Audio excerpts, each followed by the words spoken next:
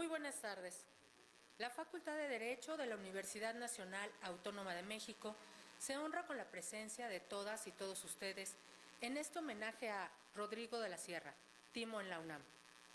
Saludamos la presencia de quienes presiden esta tarde el evento, la doctora Sonia Venegas Álvarez, directora de la Facultad de Derecho de la UNAM.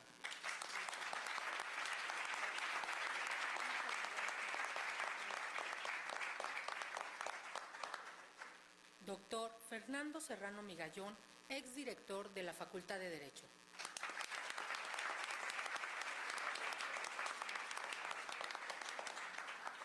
Maestro Luis Gerardo del Valle Torres, presidente del patronato de la Facultad de Derecho.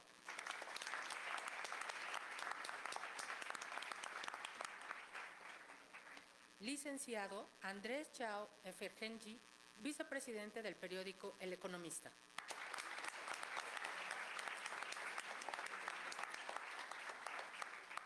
Doctor José Antonio Mid Curibreña, distinguido jurista y egresado de esta casa de estudios.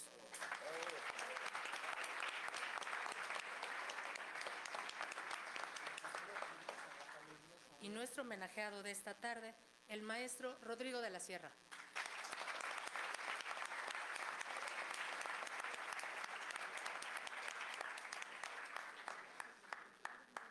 Destacamos la presencia en esta aula de la familia del maestro, la señora Teresa Díaz, mamá del artista,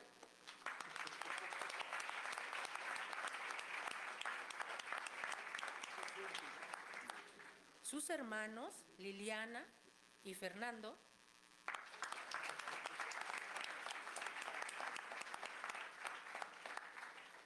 su sobrino Patricio,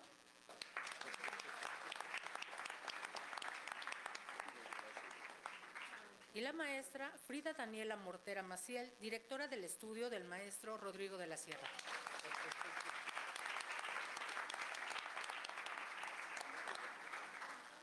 Damos la bienvenida en esta sala también a autoridades universitarias, profesoras, profesores y estudiantes que esta tarde nos acompañan.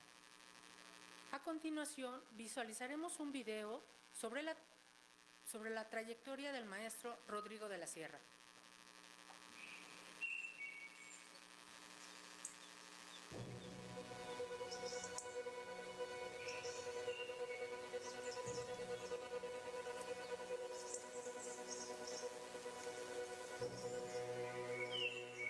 ¿Cuál fue mi primer acercamiento al mundo del arte y cómo nace mi deseo de ser escultor? Fue hace muchos años. Creo que fue una exposición en el Palacio de Bellas Artes. Yo vivía por el centro y un fin de semana caminando me encontré una exposición y se me hizo tan mágica, fue el impacto fuerte en donde ahí decidí que definitivamente yo quería dedicarme a esto. Por una razón muy sencilla, no tanto el artista o la exposición, sino por lo que logra establecer, que es un diálogo no verbal.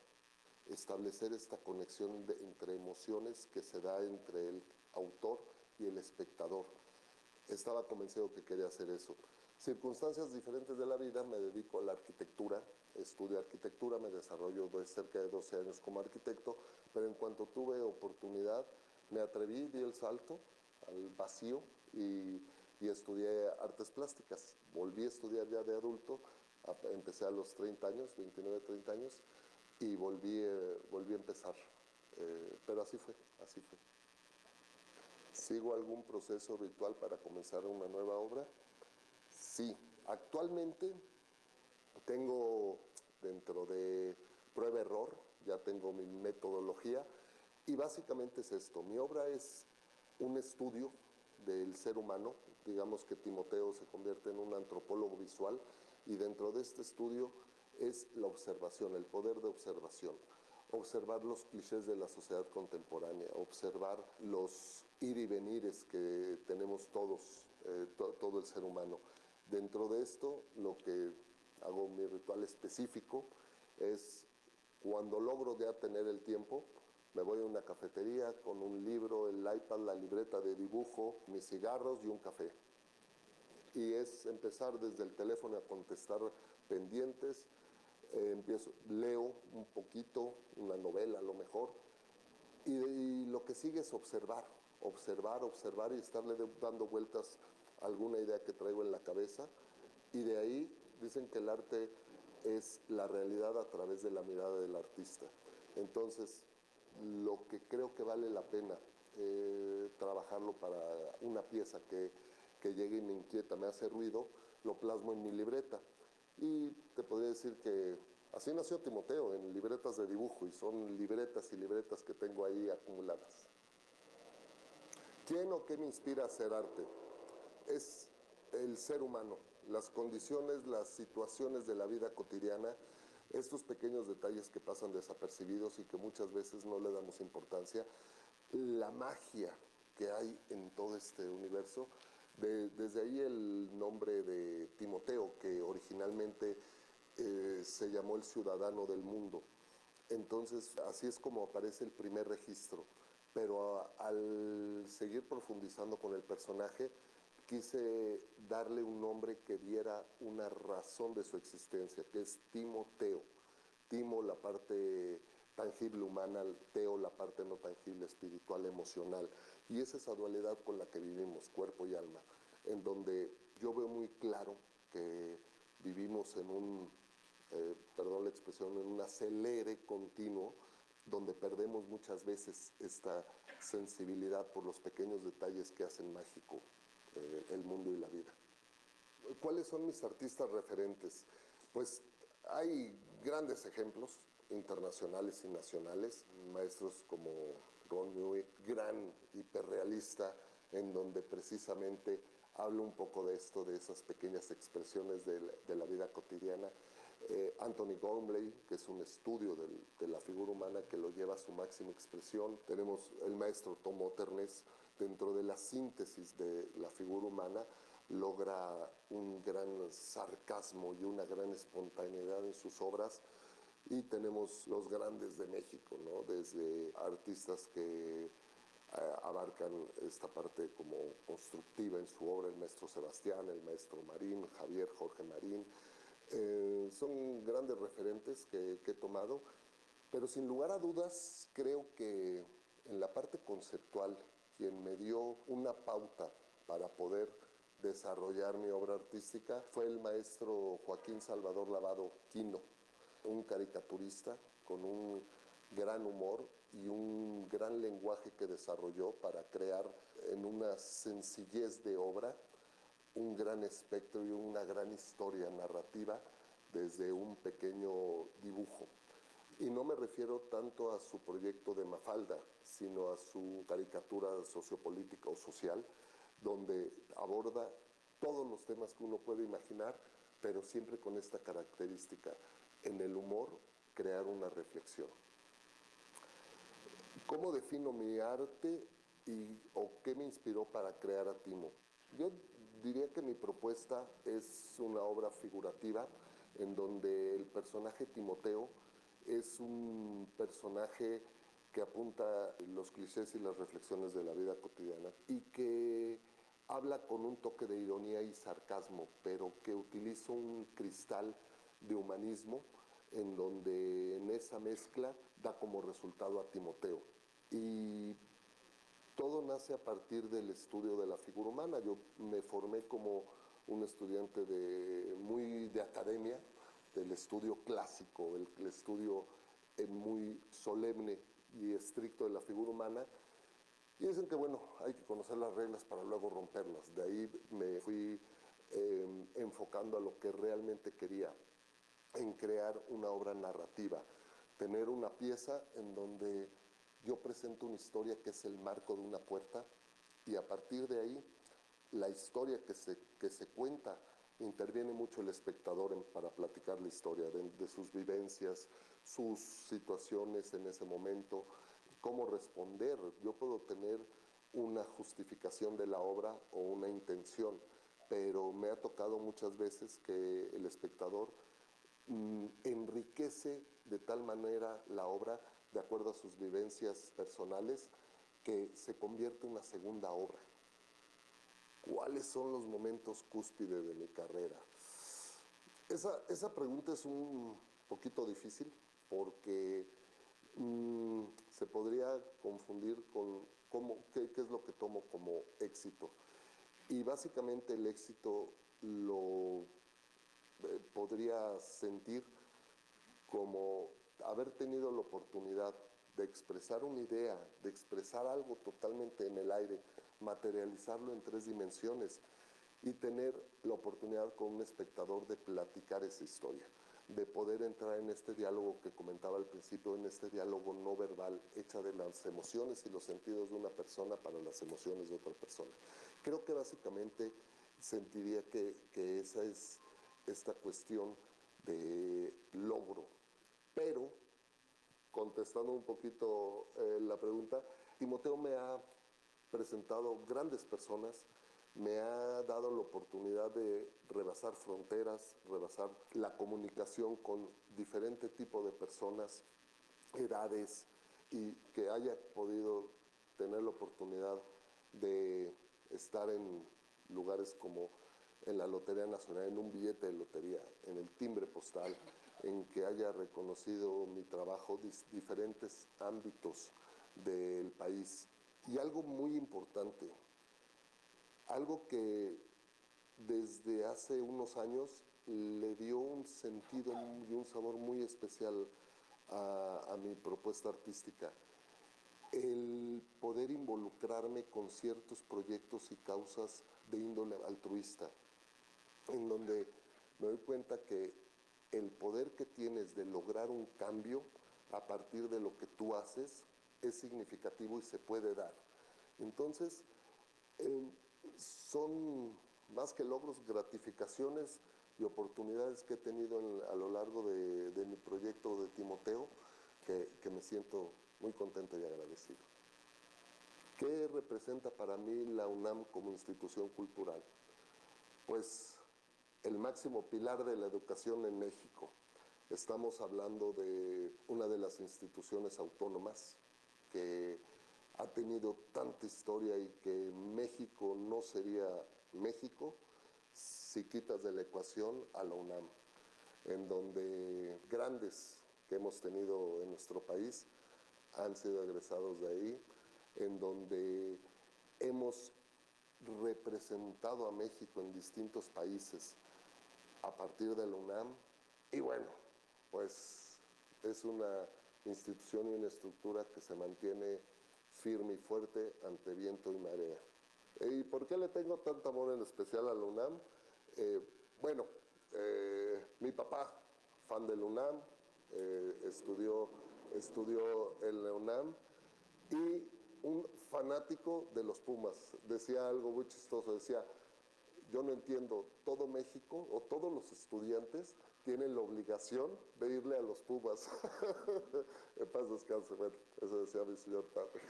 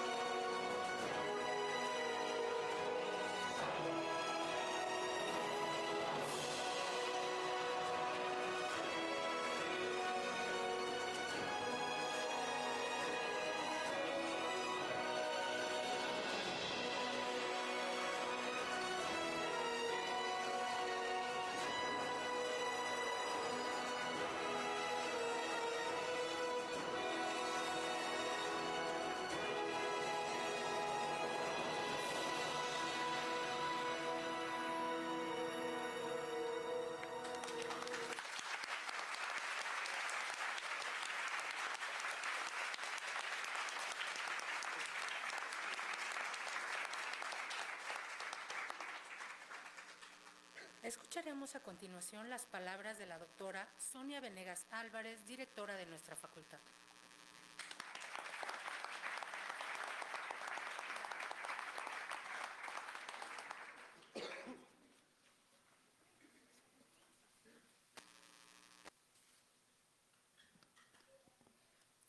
Muy buenas tardes tengan todas, todes y todos ustedes.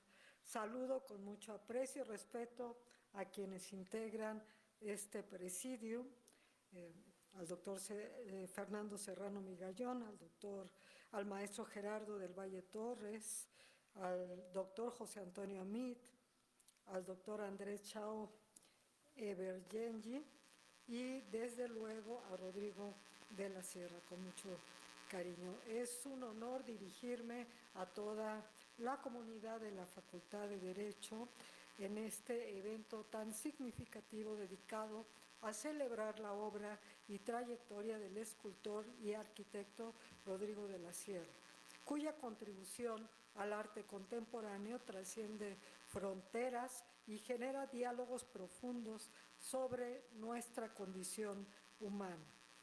Rodrigo de la Sierra, originario de esta Ciudad de México, ha dejado una huella imborrable en el panorama artístico nacional e internacional. Arquitecto de formación y escultor por pasión, su capacidad de transformar lo cotidiano en una reflexión estética y crítica es un testimonio de su genio creativo.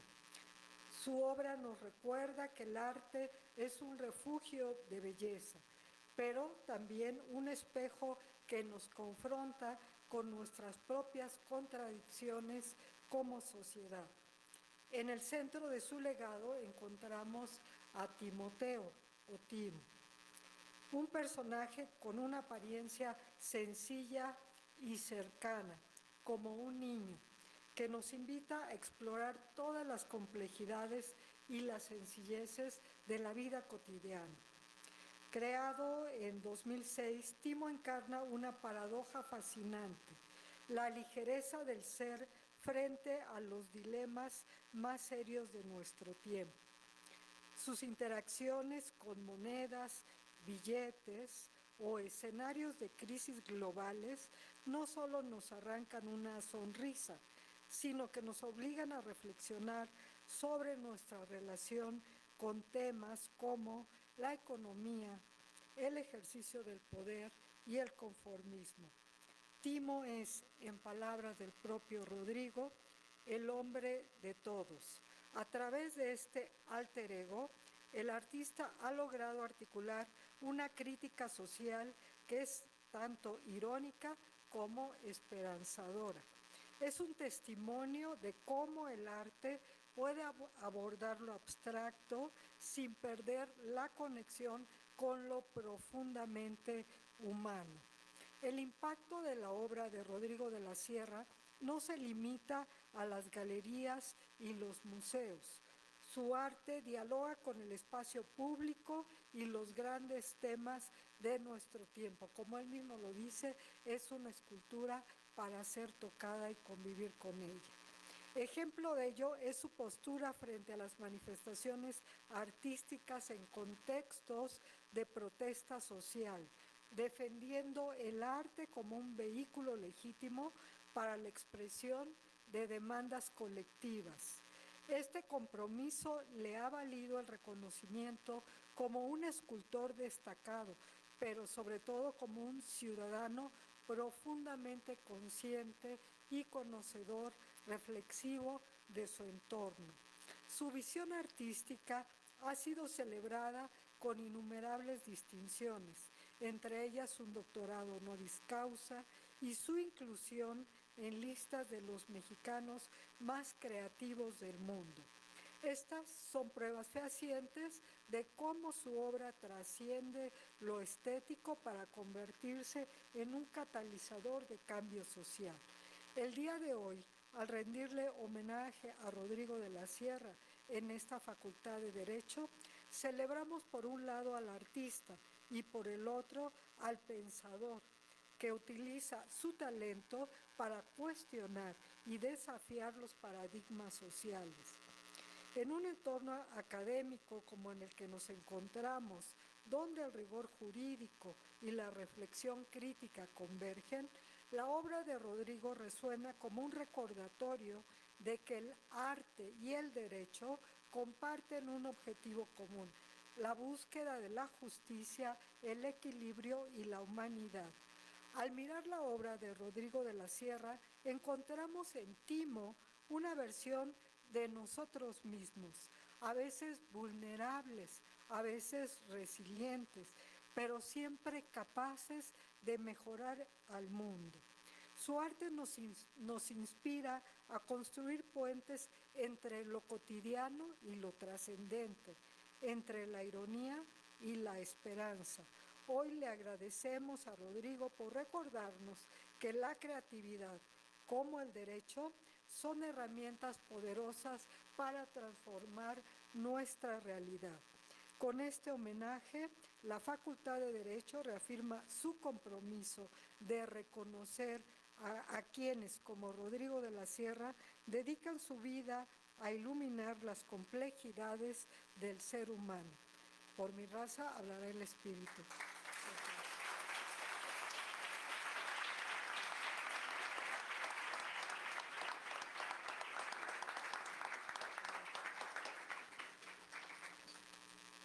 Uno de nuestros invitados, el maestro Sebastián, se disculpa por no poder acudir al evento, al homenaje, pero nos envía un caluroso mensaje. Hola, saludo a todos y ofrezco una disculpa el no poder estar presente en este momento tan importante de la entrega de esta presea también tan reconocida para mi amigo, el gran artista, el gran creador, hacedor plástico mexicano, un artista que cuando digo plástico es porque no solo es un gran escultor, es un gran pintor, es arquitecto, es diseñador, o sea, domina muchas posibilidades y muchas disciplinas de tipo constructivo, de tipo plástico, así es que dar esta presea a un gran artista mexicano como lo es él es extraordinario y para mí es un placer porque es mi gran amigo. Rodrigo, felicidades, me puede mucho no estar presente para darte un gran abrazo, pero yo sé que vamos a seguir en esto y que estamos produciendo para México, que tú eres un gran creador que ha dado mucho ya en este momento para México y yo te pido que no pares y que sigas produciendo esa gran calidad de obra que tú tienes con ese talento y con esa capacidad. Felicidades y enhorabuena. Muchas gracias a todos.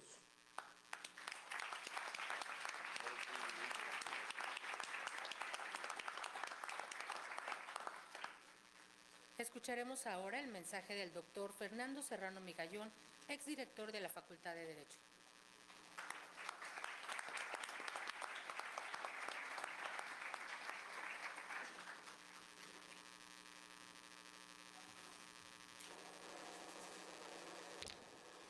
Muy buenas tardes, querida directora, muchísimas gracias por la invitación para estar aquí.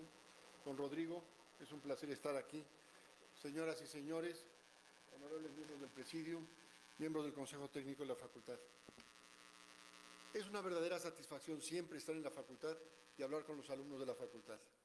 Esa vocación que tenemos los profesores de estar con ustedes, robarles juventud y alegría y esperanzas en México, nos garantiza y nos avala el estar permanentemente con ustedes y tener la oportunidad de dirigirnos a ustedes. El día de hoy quiero hacer un par de referencias, muy al margen del derecho. Decía el magnífico poeta Luis Ríos que uno no puede vivir sin saber que existe la belleza. Yo querría ampliar esa frase de Ríos, con la que estoy completamente de acuerdo, y decir que uno no puede estar como si el arte no existiera. El arte es fundamental, pero hay muchísimas formas de acercarse y de compartir el arte. La más importante de ellas es el creador, el que tiene esa facultad de transmitir ideas, de hacer partícipe a los demás de sus sentimientos, de su manera de ver de vida, de la forma de apreciar la belleza de una forma u otra, de la forma de participar en el medio ambiente y de compartir las emociones que da la vida. Pero además, el arte no solamente es por quien la crea, sino hay muchas otras formas de acercarse. Los críticos de arte, los estetas, los historiadores, todo el mundo tiene una faceta y una forma de acercarse al arte. Aun nosotros los neófitos, los que no tenemos una relación directa con el arte, que simplemente lo vemos y lo pasamos, y pasamos junto a él, pero que sin darnos cuenta percibimos la emoción que nos causa el tener el arte alrededor nuestro. Sin darnos cuenta, el estar imbuidos en un medio artístico, en un medio en el que hay belleza, nos garantiza y nos avala a todos y nos da una manera distinta de ver la vida. Ahora, ¿cuál es la relación entre el arte y el artista? Decía Paul Valéry, en una famosa frase que está en el frontispicio del Museo del Hombre en París, que el hombre desde el momento de nacer empieza a crear, pero crea como respira, sin darse cuenta. Crea en todo, en la forma de comportarse con sus padres, de aprender a andar. Todo es un motivo de creación, de aprendizaje, de incursionar en una nueva vida que está empezando a hacer. Pero con el paso del tiempo, esta simple forma de creación se bifurca entre los hombres normales que no tenemos esa cualidad de crear el arte y quienes tienen esa cualidad, como Rodrigo, de transmitir las emociones y de crear unas obras artísticas distintas, que se tiene conciencia de que se está haciendo arte y se tiene la pasión de crear el arte y sobre todo se tiene el convencimiento de que tiene la obligación de transmitir la belleza. ¿Cuál es la relación del escultor, en este caso, o del artista y la obra de arte? Yo estoy convencido que el artista puede tener una idea, la que quiera, querer decir algo, querer transmitir algo, tener una impresión que dejar a sus sucesores, a los semejantes, pero las obras de arte adquieren vida propia, al margen de la voluntad de sus autores.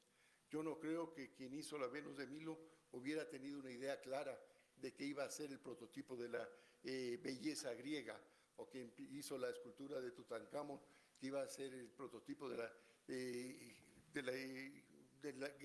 Egipto tradicional, o la Coatlicue, o Pablo Picasso, al hacer el Guernica, hubiera tenido la conciencia clara de que iba a ser el prototipo, la imagen de los desastres de la guerra. Las obras de arte así adquieren una libertad y una manera y una vida distinta a la prevista por sus autores. Y eso ha pasado con Timoteo. Timoteo, que surgió de la mano de nuestro queridísimo Rodrigo, salió con una idea preestablecida de él y ya ha adquirido una vida propia, se ha transmitido de una forma distinta. Es una figura que es figurativa, pero no es hiperrealista. Es figurativa en el sentido de que mantiene la figura humana, pero no la figura humana como la podemos entender, sino esa sensación del comportamiento esencial del hombre con sus facultades, con sus intenciones, con su vocación y sobre todo con su voluntad. Este ejemplo que tenemos aquí nos demuestra a un jurista, se ve por su toga, se ve por su melena y sobre todo por el martillo con el que se inician y se terminan las sesiones de los tribunales, que con el martillo destruye todos los objetos, todos los obstáculos que se ponen para la realización de la justicia.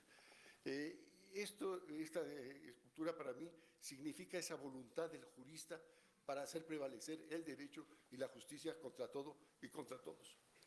Yo le pediría, señora directora, que me permita primero copiar a nuestro querido autor en una cosa, con la condición de que no me vayan a demandar por ser un copista, un pirata del pensamiento del doctor de la Sierra.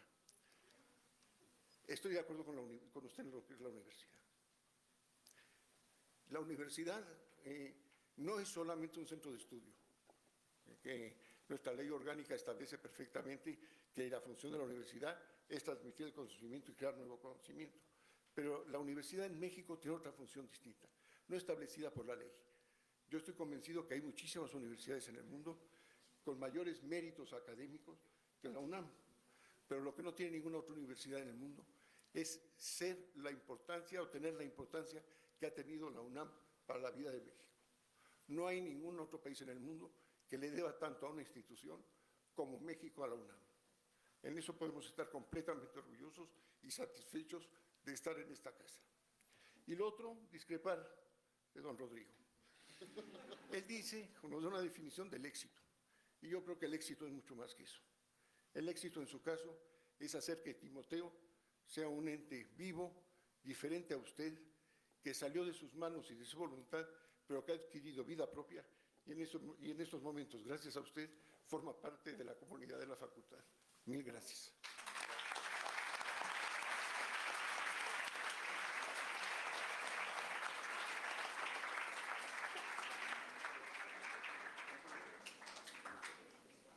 Escucharemos ahora al maestro Luis Gerardo del Valle Torres, presidente del Patronato de la Facultad de Derecho.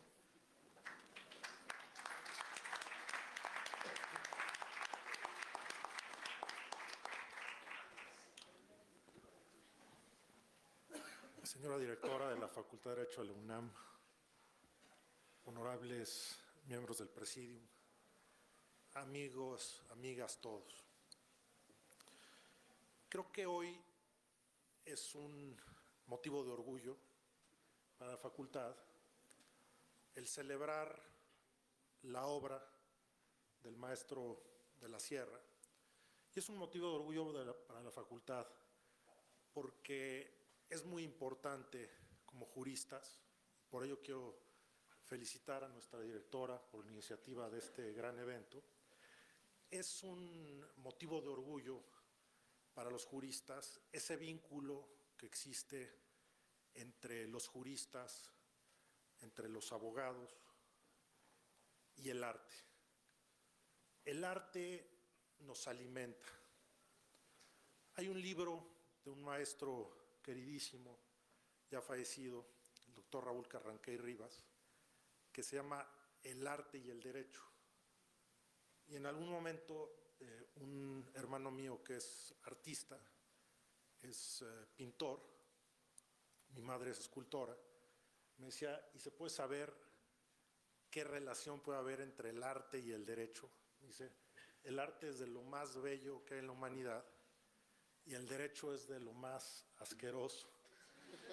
Entonces, el doctor Serrano Migallón, quien fue mi maestro y quien nos ha dado la oportunidad de discrepar, ha dicho algunas cosas muy importantes acerca del arte. Un gran amigo mío que sacó el Premio Nacional de Arte en el año 2012, Pedro Cervantes Salvatore, nos reuníamos de vez en cuando los sábados a dialogar, a disertar, a hablar del arte, de poesía, de literatura. Y en algún momento me dijo, en el momento en que una obra ya no es eso, sino él o ella, ahí hay un artista. Y lo dijo el doctor Serrano cuando señaló que la obra adquiere vida propia. Y es lo que estamos viendo aquí, y es lo que me permite discrepar con mi maestro Serrano Migallón, porque él habla de la fuerza de la toga y de la gran posibilidad de crear. Pero visto desde la perspectiva de lo que opinaba mi hermano, que me dice el arte es lo más bello y el derecho es lo más asqueroso, pues también podría ser, o también podría uno imaginarse en ese juez cómo está destruyendo la justicia, como algunos jueces en la actualidad y en la historia lo han hecho. Podemos ver los grandes murales de Cauduro en la Suprema Corte de Justicia de la Nación, en donde hace una crítica terrible del derecho. Raúl Carrancá, cuando habla del arte y el derecho, y por eso yo a mi hermano me pregunta qué tiene que ver el arte y el derecho, y le digo, tiene que ver todo, porque justamente los juristas, los que somos juristas ya, y muchos de ustedes que lo van a hacer, el arte nos inspira, y el que es un verdadero jurista es un artista, porque cuando elabora una demanda, cuando realiza una investigación, tiene la capacidad de percibir la realidad, de alimentarse con lo que hay y luego expresar desde el corazón. Y cuando el artista tiene la capacidad de expresar desde el corazón, ¿y qué es lo que hace Rodrigo de la Sierra? Cuando el abogado tiene la capacidad, el jurista, el juez, de expresar desde el corazón, entonces se crea prácticamente un poema. Eso es lo que les quiero compartir. el arte para mí, la música, no solamente la pintura, la escultura, el arte, ha sido una inspiración en mi vida, y en muchas ocasiones, cuando me he enfrentado a situaciones extraordinarias, difíciles en la práctica del derecho, en ocasiones he optado por ir a un museo o contemplar una obra de arte, escuchar una gran obra de música, y eso me alimenta, me inspira y me permite seguir adelante. Entonces, reitero, felicito a nuestra directora por la organización de este evento, por la iniciativa, y ojalá y brindo porque todos nosotros nos contagiemos por esa posibilidad, o esa, tal vez podríamos decir, para hablarlo en términos del contagio, que todos nos contagiemos de la enfermedad de apreciar y de inspirarnos por el arte. Muchas gracias a todos y felicidades a Rodrigo.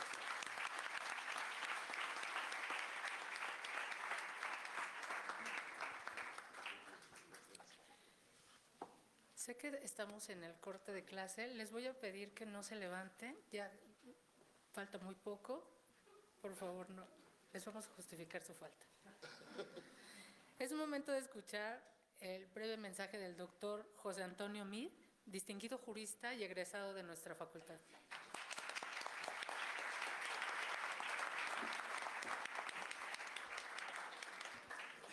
Muy buenas tardes. Quiero empezar por agradecerle mucho a Rodrigo, a la directora, por haberme invitado. Tenía muchos años que no regresaba yo a la Jacinto Pallares. Aquí solamente podía uno entrar si tenías arriba de 9 de promedio. No había reprobado ninguna materia y por lo tanto tenías probabilidad de sacarte mención honorífica. Yo no cumplía con ninguna de esas características. Sí me daba el promedio para ser ministro, pero apenitas tú. Entonces el hecho de que me haya invitado, que me haya permitido, yo nunca pensé que iba a hablar de la Jacinto Pallares. Entre las muchas cosas que tengo ya que agradecerle a Rodrigo, está sin ninguna ambigüedad esa. Yo sabía que algo tenía Timo, que lo hacía diferente, que lo hacía particular, que lo hacía tener su vida propia, y hoy he descubierto que esa característica, que esa esencia, que eso que le daba importancia y vitalidad es que él iba a los Pumas. Y que por lo tanto, igual que nosotros, llevamos poquito más de una década esperando un triunfo. A mí se me hace que lo del Mazo es la impaciencia de que vamos a quedar fuera de la liguilla. Man. Yo siempre pensé que el derecho y la magia tenían mucho en común. De hecho, pensaba que si uno escribiera un libro sobre Harry Potter, de Ron Weasley y de Hermione Granger de adultos, pues hubieran sido abogados, y que en el mundo de los moguls pues habrían puesto un despacho de derecho, porque eran arquitectos, eran usuarios, eran magos de la palabra, trabajaban a través de la palabra. Pero esa palabra que ordena pues, la creación de un universo, y esa magia que no era la de los ilusionistas, pues era esta magia que era la de Merlín, la de Gandalf, la de Dumbledore, en donde desde la palabra tenían capacidad de impactar el mundo físico, el mundo real. Y el derecho es muy parecido. El derecho es una profesión en donde las palabras tienen la posibilidad de impactar el mundo real. La analogía, el parecido entre el derecho y la magia tienen un terreno fértil en la consecuencia que tienen las palabras, en manos de un buen abogado, de impactar físicamente la realidad. En ambos casos, las palabras no solo describen, sino que transforman. Las fórmulas jurídicas y los hechizos comparten la cualidad de depender de un uso preciso del lenguaje para desencadenar un efecto concreto. Algún crítico de las novelas de Potter señalaba como una limitante que articular los sortilegios no parecía tener costo. Era evidente que este crítico pues, no había estudiado derecho, porque aprender a articular los sortilegios cuesta un chorro de trabajo, hay que ir a la biblioteca, hay que leer, hay que estudiar, hay que chambearle, porque si no, no nos salen bien. Dar voz a los encantos de la forma jurídica toma años de entrenamiento, erudición y conocimiento. Desentrañar que la sobrerepresentación que se arguía no era la del resultado final, sino la de la semilla envenenada en los convenios de coalición, superó la capacidad de análisis de mentes entrenadas y comprometidas. encontrar en el artículo 41 de la Constitución la piedra filosofal que daba origen a la República y proponer preservarla fue un acto de erudición y valentía. En aquel mundo, destruirla evitaba que Voldemort se entronizara. En este, destruirla nos ha sumido en un mar de incertidumbre. En el mundo de Potter, Protego crea un escudo protector contra ataques. En el derecho mexicano, el juicio de amparo funciona de manera similar, defendiendo a las personas frente a actos de autoridad que violen sus derechos fundamentales. Al igual que el hechizo, el amparo actúa como una barrera que restaura el equilibrio y protege a los ciudadanos. En manos de Hermione, el hechizo Lumus ilumina el entorno en medio de la oscuridad, permitiendo claridad y visibilidad. En el derecho, el acceso a la información pública, garantizada por la Ley General de Transparencia, tiene un efecto equivalente al arrojar luz sobre los actos de las instituciones públicas. Este principio ilumina las áreas opacas del poder, permitiendo a los ciudadanos ejercer vigilancia y control. De la varita mágica de Ron, Obliate permite borrar recuerdos específicos en la mente de una persona, moldeando su percepción del pasado. En el ámbito jurídico, el derecho al olvido en materia de sociedades de información crediticia o la prescripción tiene un impacto similar. Incluso el más novato de los estudiantes puede invocar el hechizo Expecto Patronum, una figura luminosa que protege contra fuerzas oscuras como los dementors. En el derecho mexicano, el principio pro persona tiene un principio equivalente al obligar que se aplique la norma más favorable a los derechos humanos en cualquier conflicto. Este principio actúa como una protección última frente a abusos o interpretaciones restrictivas. Estos ejemplos demuestran cómo el lenguaje, ya sea jurídico o mágico, actúa como un mecanismo de poder y transformación. Tanto en el derecho como en la magia, la precisión y el conocimiento son esenciales para convertir las palabras en herramientas de cambio. Lo que hace Rodrigo de la Sierra es aún más sorprendente. Magos y abogados nos esforzamos en dominar un lenguaje compartido, fórmulas que encuentran su origen en el derecho romano o en las tasaciones napoleónicas. Nos enteramos o nos entrenamos en conocer un lenguaje al que todos les damos el mismo significado. Rodrigo, en cambio, a través de Timo, construye su propio lenguaje. En la historia del arte encontramos expresiones que embellecían lo cotidiano, que nos hablaban de Dios, de la naturaleza o de la historia de hombres y mujeres. Lo hacían desde o en contra, como decía Rodrigo, de los dictados de la academia. Los más grandes de entre los artistas lo hacían inventando su propio vocabulario. Esa es la magia y el milagro de Rodrigo.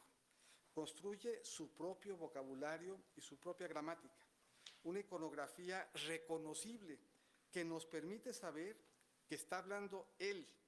Pero la magia consiste en que, siendo un lenguaje individual, único, propio, personalísimo, le entendemos todos. Sabemos cuando está hablando del ego o de la justicia, del poder o de la impaciencia. Entendemos su humor y alegría. También entendemos cuando nos pone por delante la opresión y la burocracia.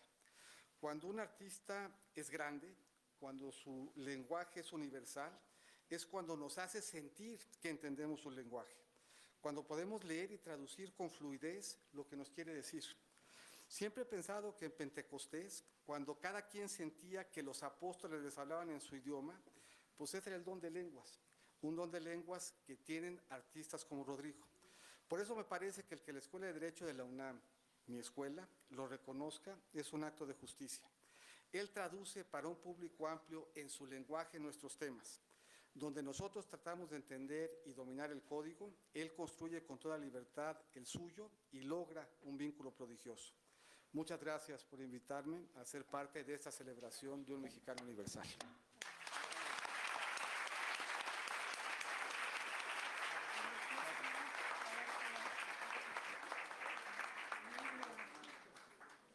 En este momento, la doctora Sonia Venegas Álvarez hará entrega de la medalla a Equitas de Iure Multum Remitit al maestro Rodrigo de la Sierra.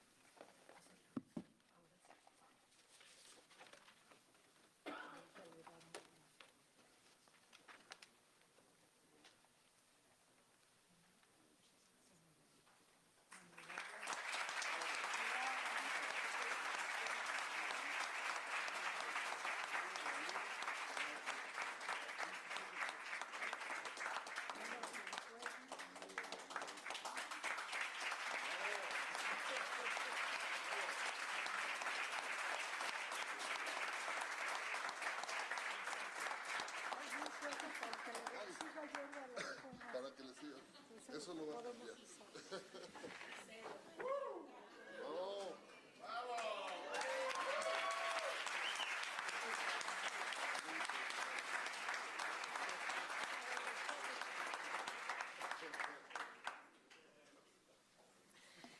Escucharemos ahora las palabras del maestro Rodrigo de la Sierra.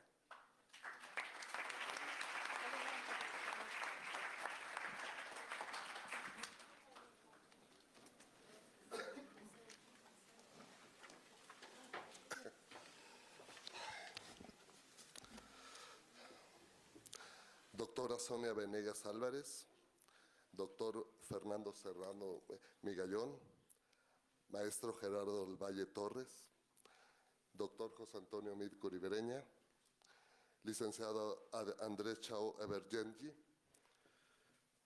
distinguidos integrantes de esta aula, queridos amigos, familia, qué fácil se volvió subir aquí a hablar después de escuchar palabras de tanto cariño por personas que quiero, que respeto y que admiro en el alma. Muchas gracias por todas sus palabras, muchas gracias por su tiempo y de verdad me siento muy honrado a lo largo que he tenido oportunidad de presentar mi trabajo y poder platicar.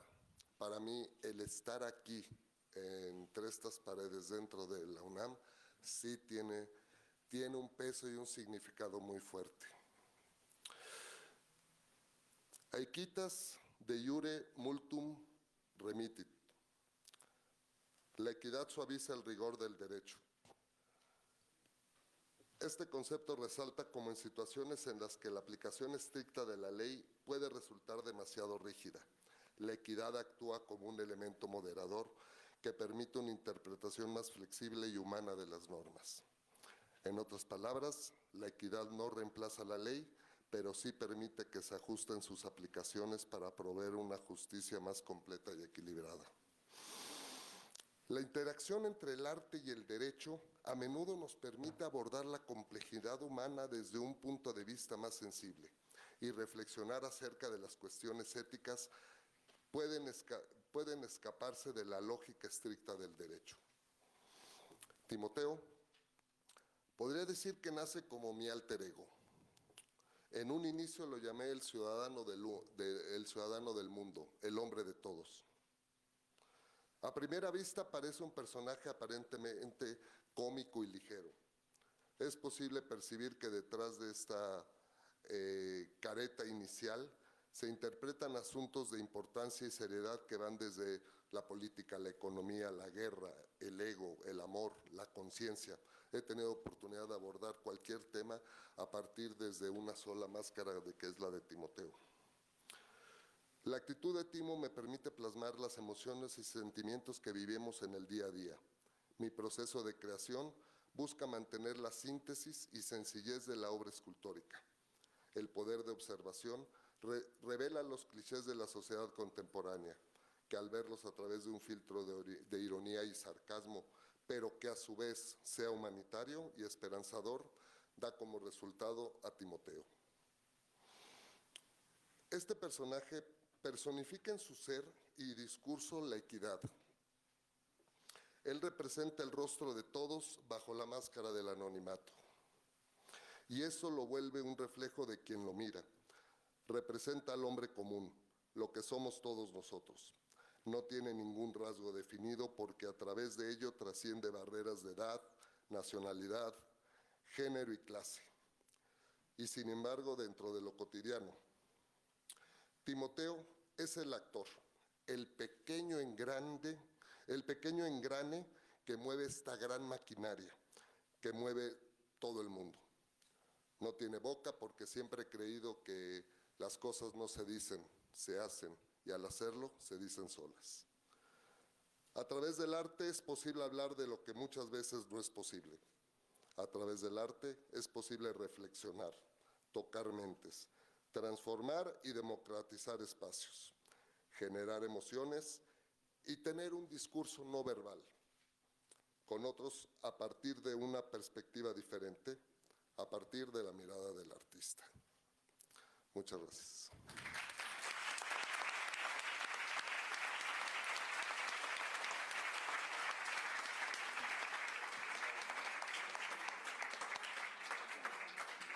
Para finalizar este evento, les voy a pedir que nos pongamos en pie y entonemos nuestro tradicional Goya para despedir al maestro. Qué padre, qué bonito. Qué diferente. Muy bien. México, Pumas, Universidad. Goya, Goya, cachún, cachún, ra, ra, cachún, cachún, ra, ra. Goya, Universidad.